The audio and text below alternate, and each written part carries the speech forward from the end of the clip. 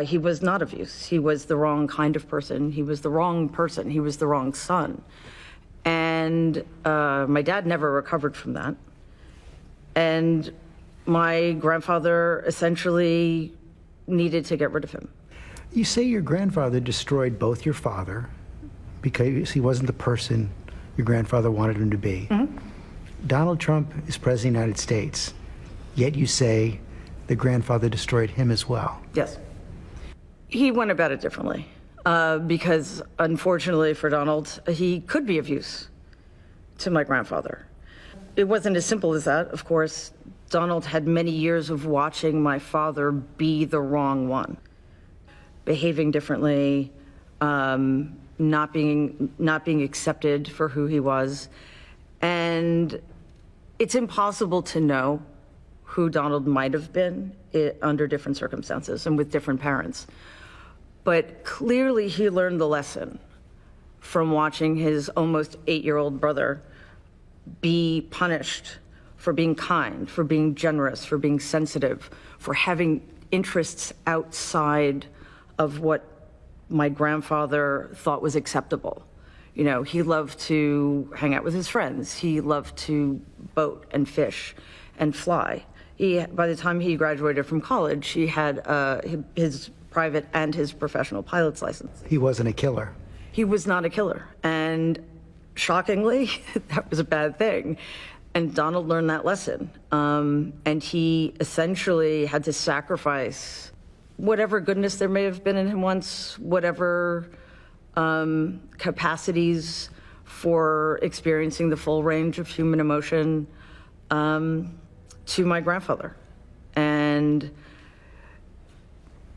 on the surface of things, yes, he's been successful, however you want to define that term. I mean, certainly in material terms and in terms of his current position, but at what cost? And I would suggest it was at the cost of him, and sadly now, all of us. Who did he learn to become for his dad? He learned to become the killer you mentioned, the man who needs to succeed at all costs, who recognizes that other people are expendable, who does not need to take responsibility, who will do anything to get attention, financial rewards, and to win. You write that he knows deep down that he is nothing of what he claims to be. He knows he has never been loved. Does children love him? I don't know if that's true. I don't know my cousins very well. They're much younger than I am. And I guess it also depends on what that means. What does it mean to you? To me, love means being connected to another human being in a very deep way, being able to share things with them and trust them. In terms of a parent for a child, it means sacrificing for them and accepting them no matter what, and never putting them in a position to lie for you or cheat for you or take from you. And I don't know that most people in my family understand that. You paint the picture of a family that is, I guess in your words, malignantly dysfunctional. How so? From very early on, the kids were separated, not physically, but emotionally and psychologically. They were never able really to count on each other in ways that mattered. They were in competition with each other for resources that felt over time scarce, which is absurd. Donald figured out what his father wanted. Yes. His mother, not so much. No. She was in some ways very much a creature of that generation. The gender divide in my family was stark even for the 40s and 50s. She had very little to do with the boys. It was almost as if The boys were my grandfather's purview and the girls were hers. I think from quite early on,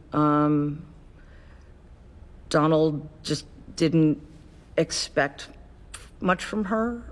He knew, I think by the time he was sent to New York Military Academy, that she wasn't going to stand up for him.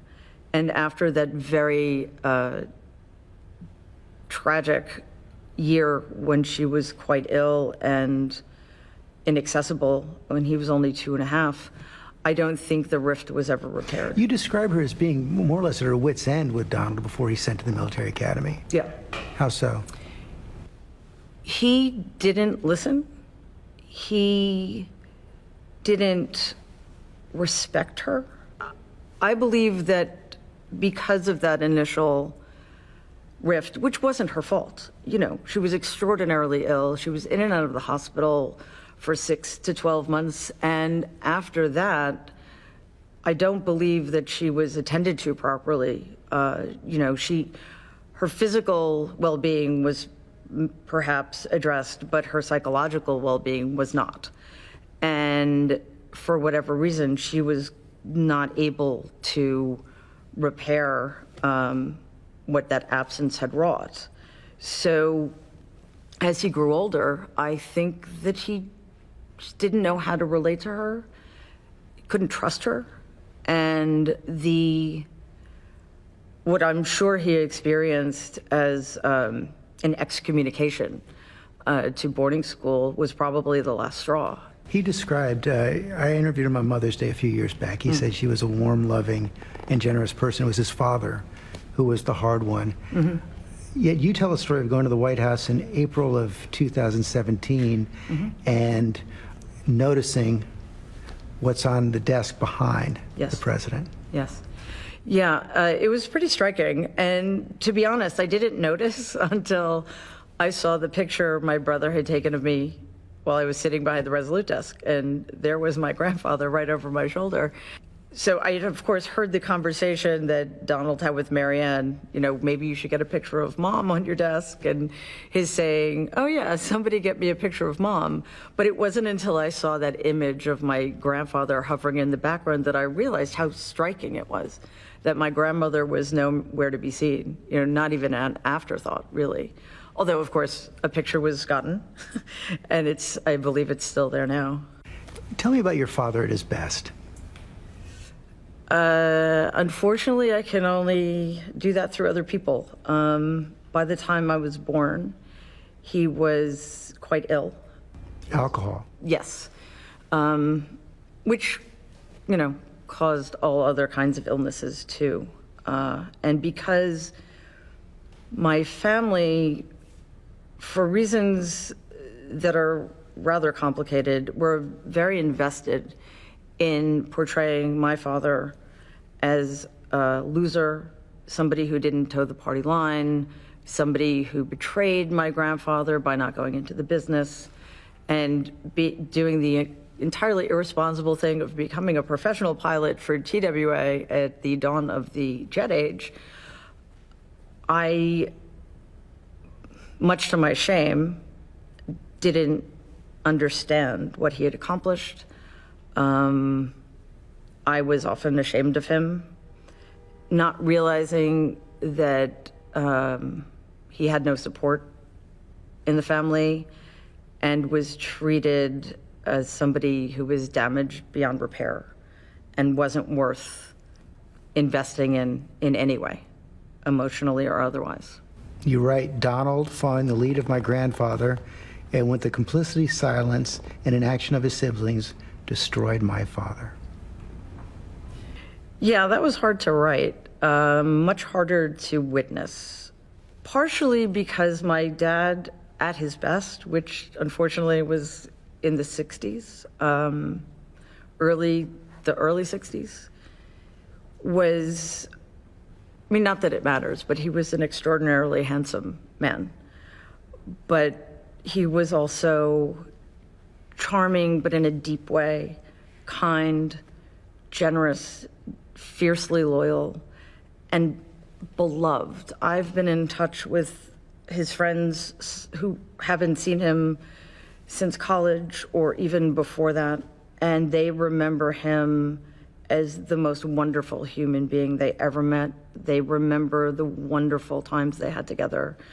You know, he would put them in his Cessna and fly them to Bimini for the weekend to go fishing, or out east to Montauk. And it's extraordinary to hear almost 50 years later, 60 years later, what an indelible impression they made upon him and how fondly they still remember him. You say that was a hard sentence to write. I left out the next sentence. Okay. Which is? I'm sorry, I don't remember. I can't let him destroy my country. Yes. Yeah, I should remember that. That sounds pretty arrogant, so let me explain what I mean. I feel, as I write in the book, that there are so many parallels between the circumstances in which my family operated and in which this country is now operating. I saw firsthand what focusing on the wrong things, elevating the wrong people can do, you know, the collateral damage that can be created by allowing somebody to live their lives without accountability. And it is striking to see that continuing now on a much grander scale. And what I was getting at there is that if I can do anything to change the narrative and to tell the truth, I need to do that, because I don't believe the American people had the entire truth 4 years ago. Why didn't you write the book 4 years ago? I thought long and hard about saying something. I had a book wasn't in my head at that time. And honestly, it took me a while to take it seriously, to take the election, his part in it seriously. So even if I had thought of writing a book, there wouldn't have been time. But I did think of speaking out, knowing that it would have been quite risky to do. And then I realized there literally was nothing I could say at the time. Nothing stuck. You know, he insulted a Gold Star family. He called upon people at the Republican National Convention to come up with a Second Amendment defense against Hillary Clinton. And then, you know, by the time the Access Hollywood tape rolled around, I knew that if I had said anything, I would have been painted as a disgruntled, disinherited niece who just wanted her 15 minutes, which obviously is still being said about me now, but it wouldn't have made a... That's exactly what the White House says. They say it's a book of falsehoods, that you're writing out of financial self-interest. Basically, you're lying for money. It makes perfect sense that they would say that. Projection is a powerful thing. But if I had wanted money or revenge, I would have done this 10 years ago when it was infinitely safer. And he was still a very public figure. But neither one of those things interested me. I was living my life. I was beyond, you know, well beyond what had happened 20 years ago with my family. And it would have served no purpose other than getting revenge or maybe making some money. And what do you say to the people who say America knew exactly what they were doing when they elected Donald Trump? He's kind of an open book. What don't they know? Yeah, I don't think that's at all true, because outside of New York, I don't think people really quite understood the truth behind his business record and his financial failures, which are legion and serial. Beyond that, it was such a complex election. There was so much going on that I don't think the choices that people had to make were necessarily based on an honest appraisal. There was so much interference from so many different sources. And the other thing that I think it's really important to realize, and that I certainly didn't realize before 2016, was just how enabled he would be, which maybe I should have seen coming. Because Well, it's one of the things you write about. You say that basically he was enabled, institutionalized is your word, his whole life. What did you mean by that? as I say, there's a through line from the House to Trump Management, which was my grandfather's company in Brooklyn, to the Trump Organization, which my grandfather helped Donald set up in Manhattan, to the White House. And those are all situations and circumstances in which Donald has always been protected and continues to be protected from his inadequacies, from his incompetence, from his lack of knowledge, from his failures. And he's always had support of more powerful people. He's always had people protecting him from his mistakes or from people who would try to hold him account. And he's always been amply financed. So, you know, as I also write, how do we gauge this man's ability to function in the real world as he's never really had to? And that, to me, is quite terrifying. You're a trained clinical psychologist. Yes. You come to the conclusion he's a narcissist. Yeah, I explicitly avoid diagnosing him. I was going to ask you about that. Do you have any Sure. qualms as a psychologist laying out the possible things that he could be suffering from? No, I think it's useful, especially since so many other people have done it, and I thought it was important to address that since it has been such an important issue, especially given the Goldwater rule versus the duty to warn that psychologists and psychiatrists have been grappling with. So I wanted to address all of that without explicitly saying, this is his diagnosis. He is not my patient. He's never been my patient. I do, however, have access to information about him that nobody else has had. So it was a lot easier for me to put the diagnoses that are out there in context of his developmental history. Boil it down. What's the single most important thing you think the country needs to know about your uncle? He is utterly incapable of leading this country. And it's dangerous to allow him to do so. Based on what you see now or what you saw then? Based on what I've seen my entire adult life. Talk about the relationship between your father and his younger brother. My dad was very patient with Donald. He was about 8 years older? About 7.5, 8, yeah. So it's a very big gap. You know, they were in practically different generations. They didn't travel in the same circles. But my dad, when they were younger, included him when he could, you know, especially when Donald was sort of at loose ends, when he was at Fordham and living at the house and didn't have a lot of friends, and Dad would ask his friends to invite him to dinner parties or take him out on the boat with his fraternity brothers fishing, when Donald was much younger. But I don't believe that they weren't close.